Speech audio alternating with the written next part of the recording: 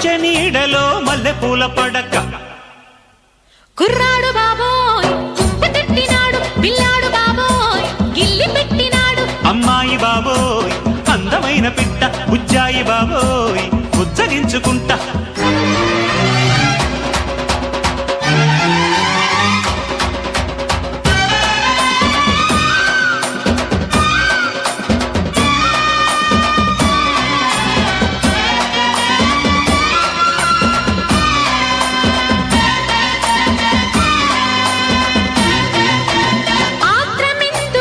అందముంది గనక అందమెందుకు చూపు ఉంది గనక చూపు ఎందుకు చాటుకొస్తే చెబుతా చాటుకెందుకు వచ్చి చూడు చెబుతా ఏమి చూడను చూడలేని చుక్క